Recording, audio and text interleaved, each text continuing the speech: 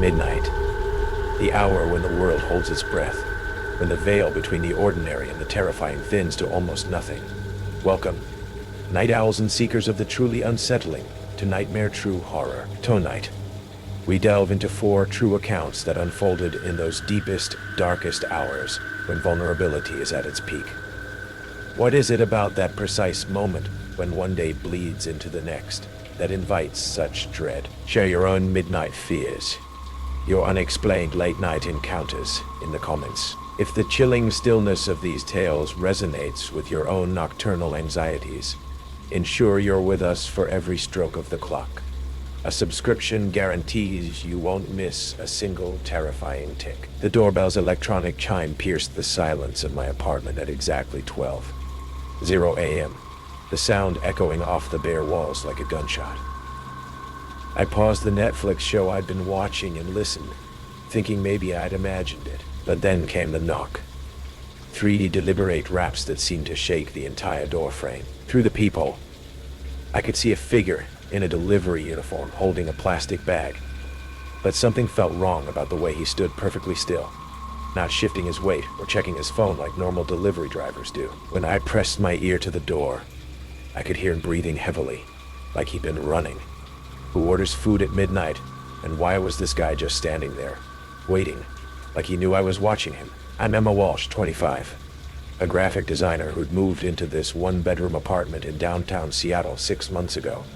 The rent was surprisingly affordable for the location, which should have been my first red flag. The landlord, Mr. Kovac, had been eager to fill the unit, almost desperate, offering me the place after just a brief phone conversation.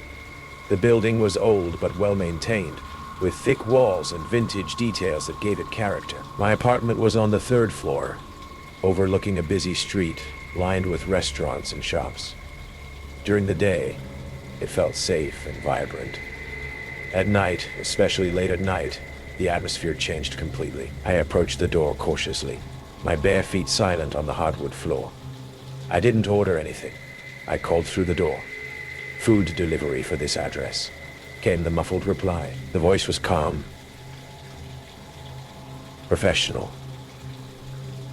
But there was something underneath it, an edge that made my skin crawl. "There's been a mistake," I said, louder this time. "I'm not expecting any food." The delivery driver moved closer to the door, and I could see more of him through the peephole. Mid-30s, thin build, wearing a generic delivery uniform that could have belonged to any of a dozen food services. But his eyes were what unnerved me. They were fixed directly on the peephole, like he knew exactly where I was standing. "The order's already paid for," he insisted. "Someone wants you to have this. Someone wants you to have this." The phrasing sent a chill down my spine. Not "someone ordered this for you" or "this is for your address." "Someone wants you to have this," like it was a gift or a message. "I'm going to need to see some ID. And the receipt," I said, trying to sound authoritative, despite the tremor in my voice. The driver reached into his pocket and pulled out a crumpled receipt, holding it up to my peephole. I had to squint to read it in the dim hallway light. But when I made out the name on the order, my blood turned to ice. The name wasn't mine. It was Jennifer Martinez. I knew that name. Everyone in Seattle knew that name. Jennifer Martinez was the woman who'd been murdered in this apartment exactly 1 year ago. The case had been all over the local news. A brutal stabbing that occurred at midnight. The killer never found. The landlord had been required to disclose the death when I signed the lease. But I'd convinced myself it was just a tragic coincidence, that I could handle living in a place with that kind of history. "That's not my name," I whispered, barely audible through the door. "I know," the driver replied, and his voice had changed. The professional veneer was gone, replaced by something cold and calculating. "But it's the right address. Same apartment, same time of night." My hands shook as I backed away from the door. This wasn't a mistaken delivery. This was deliberate, planned. Someone knew about Jennifer Martinez, knew when she died, knew I was living in her apartment. I grabbed my phone and dialed 911. But the driver must have heard me moving around, because he started knocking again, more insistently this time. The knocks came in a pattern. 3 short, 3 long, 3 short. "Show us in Morse code." "Open the door, Emma," he said, and hearing my name from his lips made my stomach drop. "I know you're scared, but this is important. Jennifer ordered this food before she died. She was expecting it. She never got to eat it." The 911 operator answered, but I could barely speak. "Someone's at my door," I managed. "They're using a dead woman's name. They know about the murder that happened here." "Ma'am, are you in immediate danger?" the operator asked. Before I could answer, the knocking stopped. I crept back to the peephole and saw the hallway was empty. The delivery driver was gone, but the plastic bag sat on the floor outside my door like a breadcrumb trail. The police arrived 20 minutes later. 2 officers who took my statement with professional concern but obvious skepticism. They examined the bag, which contained Chinese takeout from a restaurant that had closed 6 months ago. The receipt was dated exactly 1 year ago, the day Jennifer Martinez died. "Could be someone's sick idea of a prank," Officer Chen suggested. "Or maybe someone connected to the original case." But Detective Morrison, who'd worked Jennifer's murder, had a different theory. "The killer was never caught," she reminded me. "We always suspected he knew Jennifer personally, knew her routines. If he's been watching this apartment, waiting for someone new to move in." The investigation revealed that someone had been monitoring my building for months. Security cameras showed a figure in delivery uniforms visiting at various times, always at night, always alone. The Chinese restaurant confirmed that someone had placed an order using Jennifer's name and credit card information, but the card had been canceled over a year ago. Most disturbing was what they found in the building's basement, a collection of photographs showing Jennifer Martinez, then later showing me. Pictures of both of us entering and leaving the apartment, going to work, running errands. Someone had been documenting our lives, comparing our routines, waiting for the right moment to make contact. They never found the delivery driver. The uniform was generic, the face obscured by shadows in every security camera image. But they did find evidence that someone had been living in the building's abandoned utility room, surviving on takeout and obsessing over apartment 3B. I moved out the next week, but the experience changed me in ways I'm still discovering. I can't order food delivery anymore without checking and rechecking the name on the receipt. I jump every time my doorbell rings after dark. And sometimes, when I'm lying in bed in my new apartment, I'll hear footsteps in the hallway and wonder if they're stopping outside my door. If someone's standing there with another bag of food I didn't order. Because I know now that some people don't just kill once and disappear. Some people develop tastes, preferences, patterns that draw them back to the same places, the same types of victims. And I can't shake the feeling that whoever killed Jennifer Martinez isn't done with apartment 3B, even if I'm no longer living there. If that tale of midnight terror sent a shiver down your spine, just wait. As the world sleeps, another true account from the darkest hours of the night is waiting to be uncovered. The 12:0 freight train had been my nightly lullaby for 3 years. Its rhythmic clatter along the tracks behind my farmhouse, as predictable as clockwork. I'd grown so accustomed to the sound that I barely registered it anymore. Just another part of the rural Kansas landscape, like cicadas in summer or wind through the wheat fields. The train never stopped, never varied its schedule, just rolled past my property carrying cargo from Chicago to Denver with mechanical precision. That's when I heard something that made my blood freeze. The sharp squeal of air brakes cutting through the night silence, followed by the grinding screech of wheels against steel. The midnight train was stopping, right behind my house, for the first time since I'd lived here. I sat up in bed, listening to sounds that had no business existing at this time and place. The train's engine idled with a low rumble that vibrated through my bedroom walls. But underneath that mechanical noise, I could hear something worse. The metallic groan of a boxcar door sliding open, followed by the unmistakable thud of someone dropping to the ground. My name is Lisa Chen, and I'm a 31-year-old freelance technical writer who moved to this isolated farmhouse outside Hays, Kansas in 2021, seeking the kind of peace and quiet that's impossible to find in cities. The property came with 40 acres of prairie land, a small barn, and the guarantee that my nearest neighbor was 3 miles away. The railroad tracks ran along the back edge of my property, separated from my house by maybe 200 yards of open field. The midnight freight train was part of the charm when I bought the place. A romantic reminder of America's industrial heartland, carrying commerce across the plains while I slept safely in my restored 1920s farmhouse. The real estate agent had mentioned it as a selling point, the way city people romanticize rural life without understanding its isolation.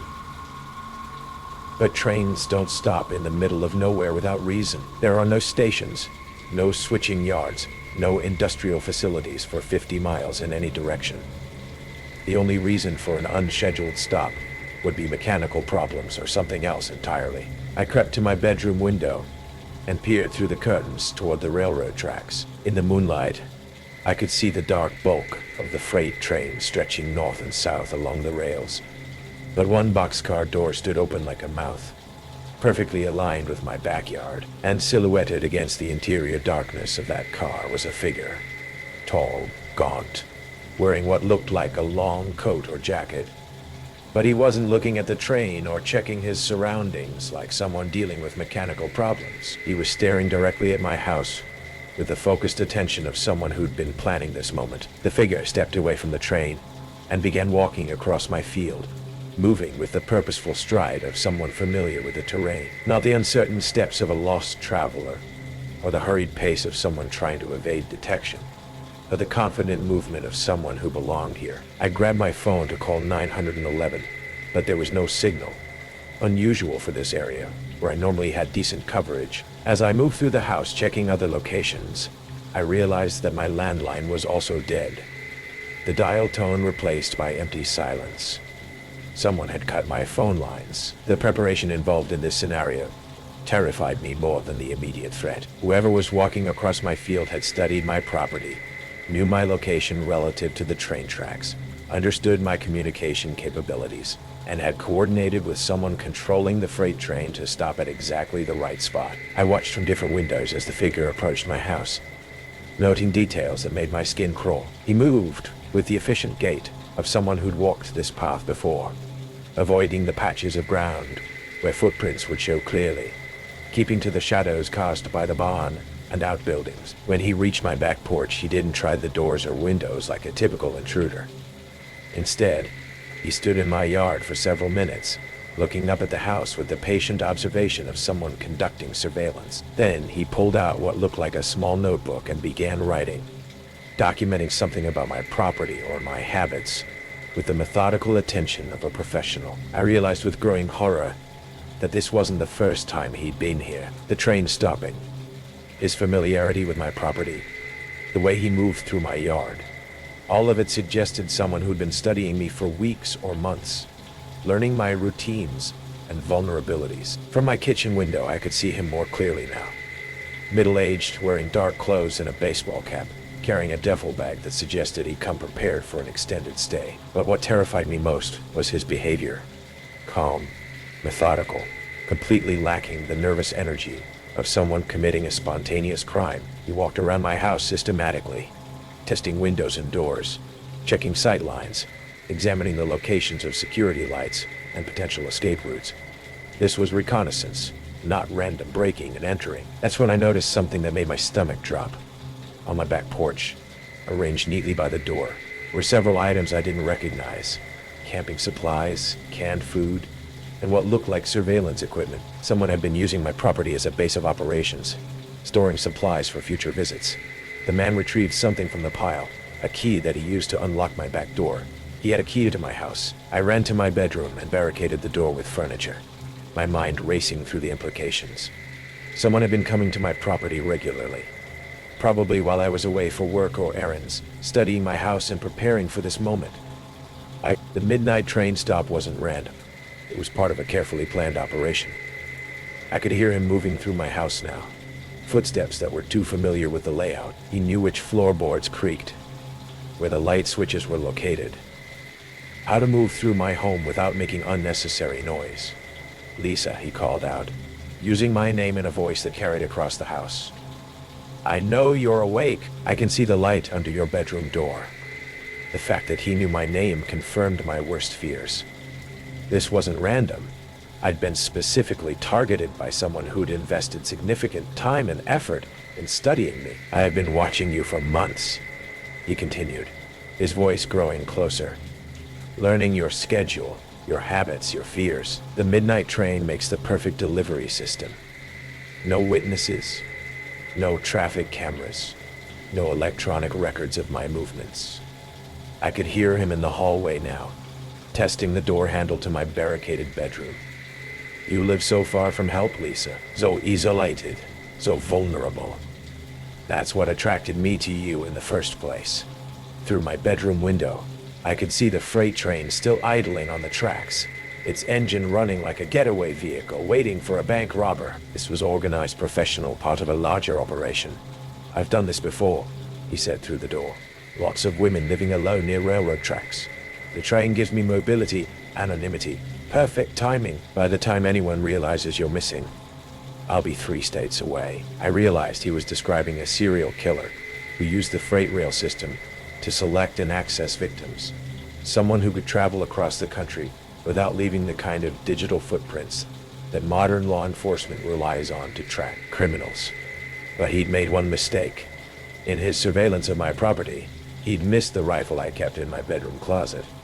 A .36 that I'd bought for protection when I'd moved to this isolated location. "Lisa, I'm coming in now," he announced. "You can make this easy or difficult, but the outcome is the same either way." I heard him trying to force the door, but the furniture I'd used as a barricade was holding. That's when I made my decision. I fired 2 shots through the bedroom door, aiming low to avoid hitting him directly, but making it clear that I was armed and prepared to defend myself. The sounds of his retreat were immediate.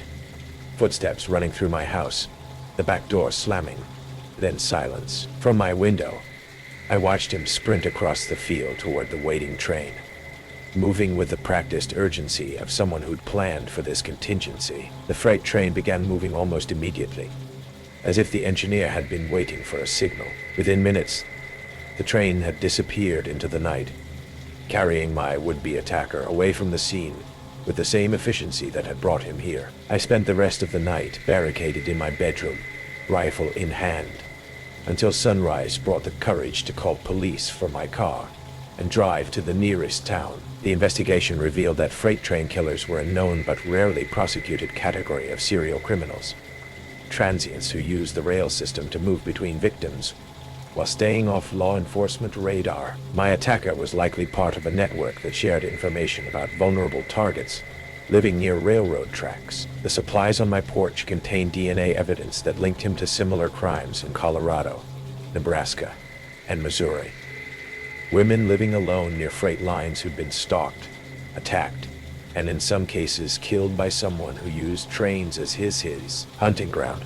But despite the evidence, the man was never caught. The freight rail system covers over 140,000 miles of track across the United States, providing countless opportunities for someone to disappear into the vast network of cargo trains that move across the country every night. I moved away from the farmhouse within a month, relocating to a city where the sound of trains no longer marked the passage of time. But the experience left me with a permanent fear of routine sounds, of predictable schedules that could be exploited by someone patient enough to study them. 6 months later, I received a postcard with no return address, postmarked from a small town in Montana.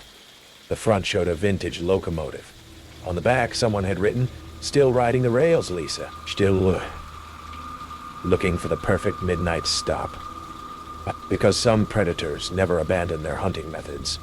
They just adapt them to new territories, new victims, new train schedules that carry them through the darkness toward isolated houses where women sleep alone. And somewhere on America's vast railroad network, freight trains are still making unscheduled stops at midnight, still delivering passengers who step out of boxcars with duffel bags and notebooks, still searching for the next perfect target whose zombie. Routine has become their vulnerability. The next time you hear a train that stops when it shouldn't, remember that not every passenger bought a ticket. Some just climb aboard in rail yards and ride until they find what they're looking for. Because sometimes the most dangerous deliveries are the ones that arrive in the middle of the night, carrying predators who turn America's industrial infrastructure into their personal hunting ground. It's unsettling to think what truly stirs when midnight falls. And believe me, there are more horrifying truths lurking in the deepest part of the night, waiting to be revealed. Suburban silence is a myth. There are always sounds. The distant rumble of the highway, the hum of a refrigerator, and in my case, my neighbor's dog. Every single night, at exactly midnight, the beagle in the house next door would start to bark. It wasn't a frantic, angry barking. It was a monotonous, rhythmic yapping that would last for exactly 1 minute, and then stop as abruptly as it began. It was a bizarre, frustrating ritual, but after 6 months of living next to Mr. Gable, I had gotten used to it. Mr. Gable was a quiet, solitary man who kept to himself. Our only interactions were curt nods over the fence while he was meticulously weeding his flower beds. The dog named Rusty was his only companion. The midnight barking was the only sign of life that ever came from that house after dark. I'd complained once early on. He just stared at me with pale, watery eyes and said, he has his routines. One hot, humid Tuesday night, I was lying in bed, watching the clock on my nightstand tick toward midnight. As the numbers flipped to 12-0, the barking began, right on schedule. Yap, yap. I rolled my eyes and pulled the pillow over my head, waiting for the minute to be up. But tonight was different. 20 seconds into the barking, it was cut off mid-yap by a sound that made my blood run cold. A sudden, sharp, choked yelp of pain, followed by a sickening wet thud. Then, absolute silence. The silence was more terrifying than the barking had ever been. It was a heavy, profound quiet that felt deeply, horribly wrong.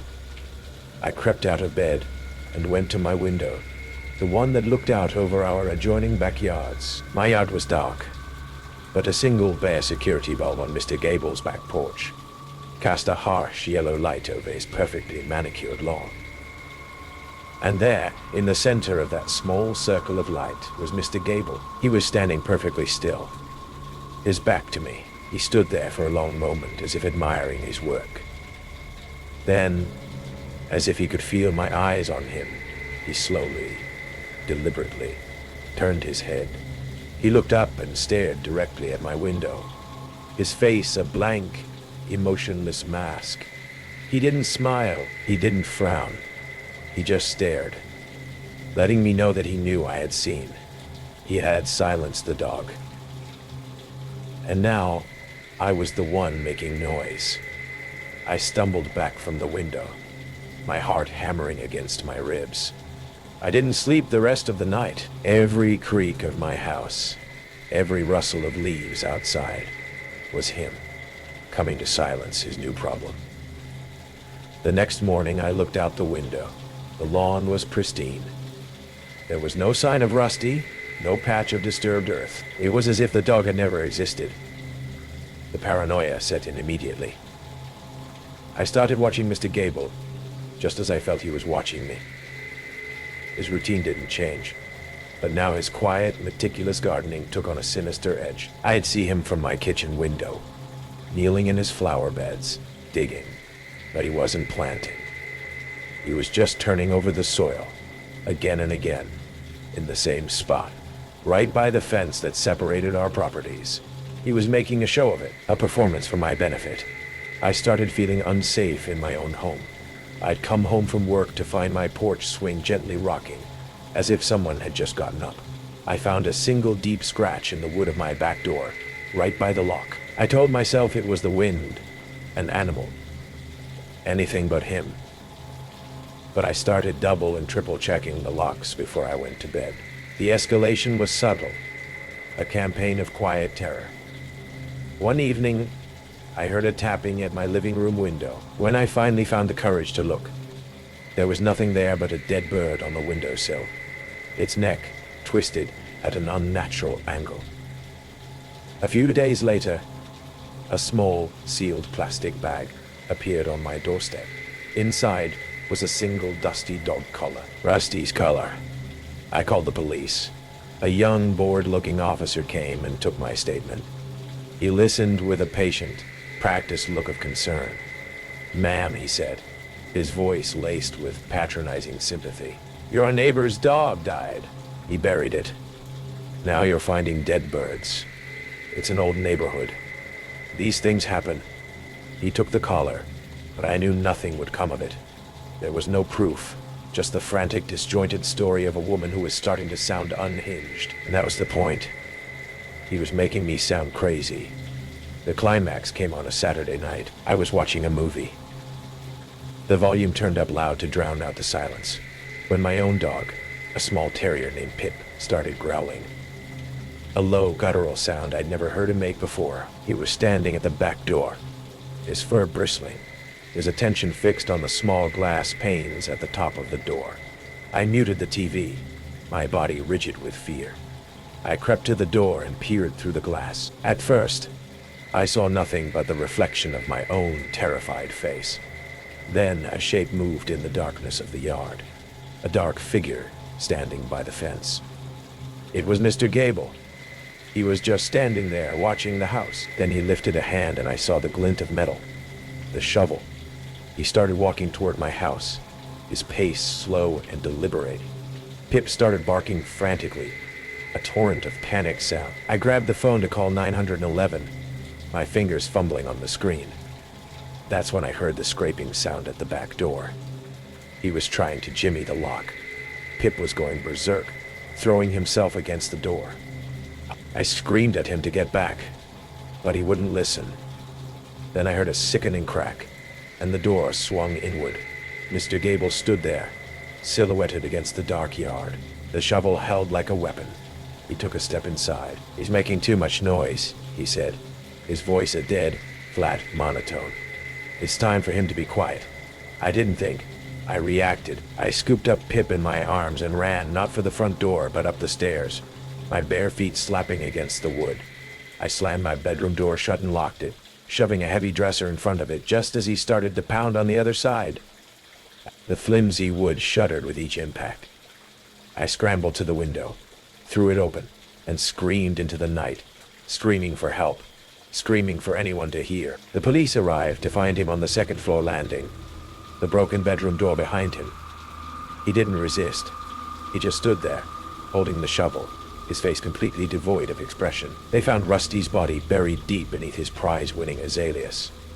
An investigation into his past revealed that he had lived in 3 other houses, in 3 other states. In each case, a neighbor who had filed a noise complaint against him had disappeared without a trace. I live in an apartment now, in the middle of the city. No yard, no fence, no neighbors who can see into my windows. I tell myself that the system worked, that he's locked away where he can't hurt anyone ever again. But last night, a noise complaint was filed against my apartment for a dog barking. I don't own a dog anymore. Pip lives with my parents now, far away from here. There was a note slipped under my door this morning. It was from the building management. A warning. It said, "Please be considerate of your neighbors. We all value our peace and quiet. Don't let the darkness outside your window comfort you." There's another chapter of real-life dread that only awakens at midnight we need to explore together. The glow of my laptop screen illuminated my Chicago apartment at 11:58 p.m., casting long shadows across the hardwood floors as I finished editing a client's marketing campaign. Working freelance from home had given me the solitude I craved after my messy divorce. But sometimes the silence felt oppressive. I was reaching for my coffee mug when my phone buzzed with a text notification, then another, then a third in rapid succession, all from the same unknown number, all appearing and disappearing before I could read them. The phantom messages stopped at exactly midnight, replaced by an eerie silence that made my skin crawl. Then my phone rang. The number was unfamiliar, just digits with no area code I recognized. Something about the timing, the precision of it, made every instinct scream danger. But curiosity, mixed with a journalist's need to investigate the unexplained, made me answer. Hello? Silence stretched for several heartbeats, filled only with the soft sound of controlled breathing. Then a whisper, intimate and knowing. Hello, Rebecca. My blood turned to ice. The voice was male, cultured, speaking my name like he'd been practicing it, like he knew me. I'm Rebecca Torres.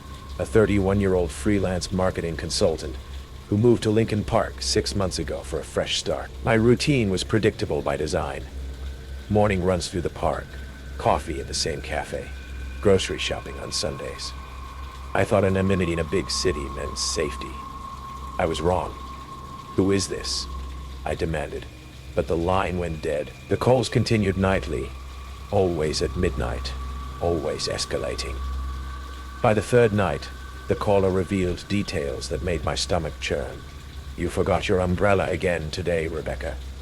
The blue one with the broken spoke. You always do that when it's only drizzling." He knew about my therapy appointments, my credit card purchases, even my childhood address in Portland. Information that should have been buried in databases and forgotten files, now weaponized by someone with sophisticated access and unlimited patience. "Your ex-husband still thinks about you," he said during one particularly disturbing call. "I've been reading his emails. He regrets the divorce. Would you like me to arrange a reunion?" I changed my phone number twice, but he found the new ones within hours. I installed security cameras, but he seemed to anticipate my countermeasures. The calls became more invasive, more personal, revealing surveillance that went beyond digital snooping. "The new deadbolt won't help," he whispered one night. "Perks of having worked there before you moved in." That's when I realized this wasn't random. Someone with building access. Someone who'd been watching me since I arrived, learning my patterns, studying my vulnerabilities like a predator, cataloging prey. I hired a private investigator and discovered the truth. Marcus Webb, former support technician for the property management company. He'd been fired for inappropriate behavior toward female tenants, but not before copying master keys and installing surveillance equipment throughout the building. The final call came on a Tuesday night, his whisper carrying an edge of finality. "Time to stop hiding behind locks and cameras, Rebecca. Tonight we meet face to face."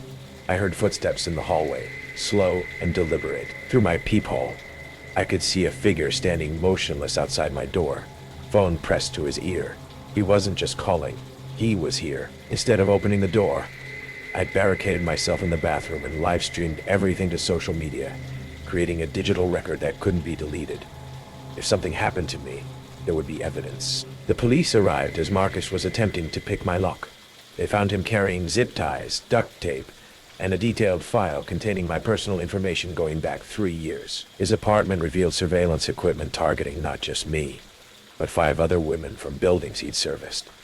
Marcus Webb was convicted of stalking, cyber harassment, and attempted breaking and entering. The investigation revealed he'd been conducting systematic campaigns against women who'd complained about his behavior, using his technical skills and building access to destroy their sense of privacy and security. But the experience fundamentally changed me. I moved to a different state, changed careers, and live under a different name now. The knowledge that someone with the right access and sufficient motivation can turn your own routine into a weapon against you never leaves you. The most terrifying realization wasn't Marcus's individual pathology. It was understanding how vulnerable we all are to people who have legitimate access to our private spaces and digital lives. Building maintenance workers, its support staff, property managers, all have keys to our most intimate spaces and the technical knowledge to exploit them. And sometimes, when my phone rings at midnight, I still feel that surge of terror, remembering that in our connected world, privacy is an illusion, and anyone with the right access can turn your own life into a prison of fear. Because the most chilling truth I learned is that we're all being watched by someone with keys we didn't know existed, and sometimes they decide to use them.